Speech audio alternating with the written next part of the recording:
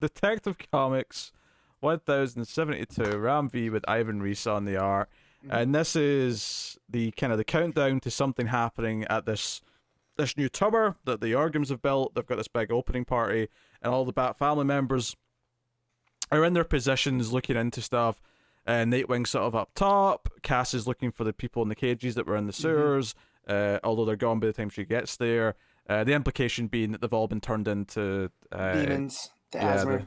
The Asmer monsters, yeah. And then Batman, of course, is in pursuit, and sort of, it does that thing where the start of the issue teases the fight that's coming, towards the end of the issue, and does that. So this is definitely a more straightforward issue than some of these recent ones, where it is just kind of the action beats, it's the build up to it, which I think makes complete sense at this point in the story. Everything's ramping up. It's a good issue, and it's fun, but it's probably less interesting than some of the previous ones. Yeah, I think that's fair. I did like there's a portion of the fight where like Batman takes out some of the other the main henchmen, because I love that page where he drops in and it's like all like kind of greenish, and it's like a 2/3 page spread for him. But he's come prepared, he's got the weaknesses ready for the werewolf and the other one. Like he's got he's learned enough now in this point in the arc that he's prepared for them. And that's like a plot beat that comes up. But the issue kind of results with him having to make this choice where he's told that he can get to the reality machine, but doing so would take so much time, and there'd be a lot of explosives up on top that'll kill lots of people, probably thousands. Or you can flip this switch that's right next to us, and it'll bring down the tower on top of us. And I'm not sure if this is a surprise to the villain, but of course Batman immediately went, yeah, I'll flip that one then. Yeah. To hell with my life. I'll save everyone else. Yes, exactly.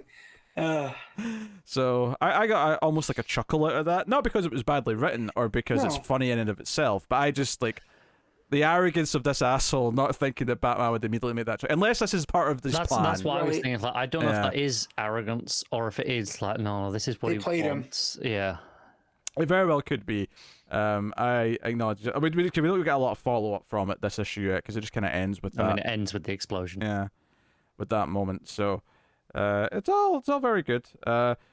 So no, it's good stuff. Interestingly as well, the backup this issue is by Dan Waters, but it's like tying in heavily to some more of this backstory stuff with the Arzans. I did see Si Spurrier tweet, because people were like, "Hey, why are you not doing it anymore?" He basically said he got too busy doing other stuff, and it was hard to fit into the schedule. And that's fair. He's worked with Waters before; they're part of the same kind of studio. Clubhouse. Yeah, him, those two, Ram V, and one other, kind of like all of the same. I will say this: not that I wasn't enjoying the Si Spurrier stuff, because I was. This is much more my jam of a backup. I thought it was better as well. I think it just felt a little. It felt like it was telling a more complete story in the backup, and I felt like it added something to the character, because it's this story about how young Arzan wouldn't let go of this tree that was dying because his father helped plant it. Yeah, so they were supposed to, plant it and watch it grow together and then harvest the fruit. And then so he gets obsessed with making sure that it bears the fruit, because, it's a memory of his father. And so him and his, I guess not his, like his bodyguard, right? That's like the guy that's teaching him to fight and all this other stuff. They go through and start aggressively gardening around the tree to make sure there's no issues, and the tree is still wilting and dying. And, it's very much a symbol of his, belief in his father. Very, very good. The mother comes off really bad, which we already knew, right? Because we already got in the back, the back. But watching her son go, basically drive himself mad over this, and then of course the League shows up to, finish the plot. And the whole time she's just like, "But is he learning to fight? Like, who cares about this tree? Is he fighting?" Right. So I'm wondering how that's going to come back up if Bruce is going to be able to rationalize with him being, a child of trauma as well. Well, I think a lot of this story for me took on this idea that he's willing to kill all these other trees and plants and things around because he thinks they're taking resources away from the tree that he wants to survive.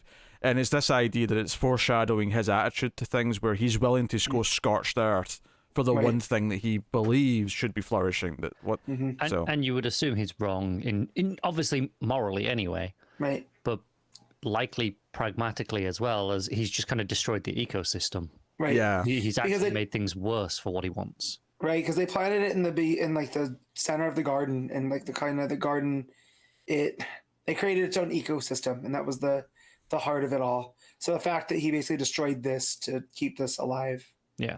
you know, it shows how far he's willing to go to get his way. Yeah. But yeah, no, I liked it a whole lot. The art too. Not that there's anything with the Ivan Reis art, but this just had a mood to it. I think it's a little bit more style. Like, Ivan Reis, I've said before, he's really solid, Mhm. but he's a great house style, Yeah. like for DC, right? Mm-hmm. This it's a little bit different. So it's Stefano almost Raphael. inherently more interesting, just because it's not house style, Mhm. which doesn't always mean better, obviously. But Well, no, but it's definitely like it's close enough to what we expect, right? With like the Ra's al Ghul stuff. yeah, and I think Is it's it just set in this the extra, medieval- like the flat colors, Mhm. really kind of just make it feel a little bit different. Yeah. Yeah.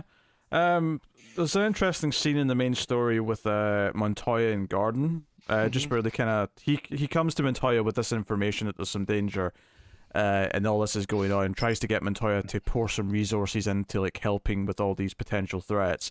And Montoya's like, this is a bit of a goose chase, and the only reason why you're coming to me with this is because you've got a reliable source, meaning you're working with Batman again. So you know, they have a bit of a pissing contest about it. Like, you know, she's feeling challenged. She accuses him of, you know, you don't have this job anymore, partly because of this. And Gordon's like, yeah, I made a lot of mistakes. I did a lot of stupid stuff. But I never let anything get in the way. And particularly in this case, he's talking about she's concerned about the optics of what the police are doing. So it's like, oh, we have to have a show of force at policing this big event, all this sort of stuff. But you never let anything like that get in the way of asking the real questions of the things that might actually be leading to something bad. And, you know, it leaves it in this cold moment where clearly it's probably, you know, hit her a little bit. She's probably starting to think maybe she should be looking into it. Yeah, and with the you know, leaning heavily on the question of it all, with there's a shot with the mask, you know, her question mask in the foreground. So Yeah. So But yeah, no, it's a solid enough issue. Yeah. Again, I like all the Bat family members. Well, not all of them, but you know, a reasonable amount of them being involved and try to keep things going. I will say this is one of these things where I saw the cover and I got excited for more shoes and Grundy, and I didn't get any shoes and Grundy. Yeah, Not even in the very backup. misleading.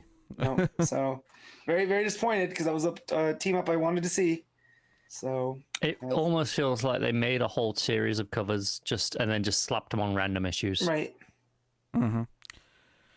Yeah. Oh well. There you go. That's Detective Comics 1072. I suppose we'll give her ratings. Matt, what are you giving it? I'll give this a 7.5. All right, Connor. I'll probably give it just a 7. It's still good. Okay, I thought you were going to have more of a sentence there. I will give it. I'll probably agree with the 7.5. I don't think it's the strongest issue of the arc by any means, but I think it's, you know, it's a solid middle chapter building up to, you know, what it's doing. Good cliffhanger. Interested to see where it goes next. So, good stuff.